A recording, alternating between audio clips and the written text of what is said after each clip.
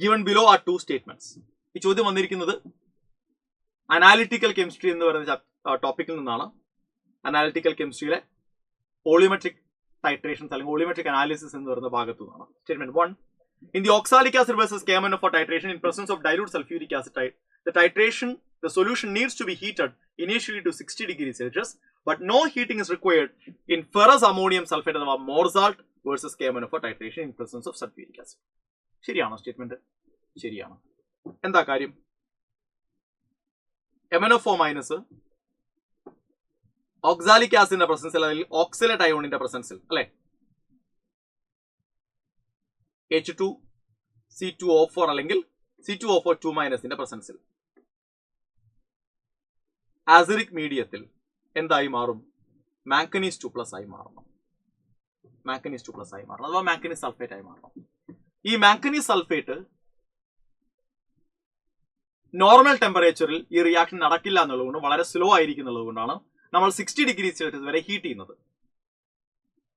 Once titration start ചെയ്താൽ പിന്നെ manganese 2+ അല്ലെങ്കിൽ MnSO4 എന്ത് ചെയ്യും?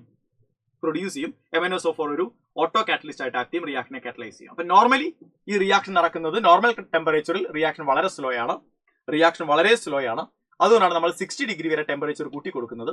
അത്രയും ടെമ്പറേച്ചർ ഇൻക്രീസ് ചെയ്യുമ്പോഴാണ് റിയാക്ഷൻ നടന്ന് MnSO4 അല്ലെങ്കിൽ Mn2+ ഉണ്ടാവുക. പിന്നീട് Mn2+ എന്ത് ചെയ്യും? റിയാക്ഷനെ കാറ്റലൈസ് ചെയ്യും. അങ്ങനെ റിയാക്ഷൻ നോർമലി നടക്കും. പിന്നീട് നമ്മൾ ഹീറ്റ് ചെയ്യേണ്ട കാര്യമില്ല, നമ്മൾ പഠിച്ചതാണ്, അറിയാവുന്ന കാര്യമാണ് അല്ലെ. Plus carbon dioxide plus H2O. Balance ചെയ്തിട്ടല്ല ഞാൻ എഴുതിയിരിക്കുന്നത്. പക്ഷെ മോർസാൾട്ട് എടുക്കുന്ന കേസിൽ ഹീറ്റ് ചെയ്യേണ്ട കാര്യമില്ല. കാരണം എന്താ? മോർസാൾട്ട് എടുക്കുന്ന കേസിൽ നോർമൽ ടെമ്പറേച്ചറിൽ തന്നെ റിയാക്ഷൻ നടക്കും.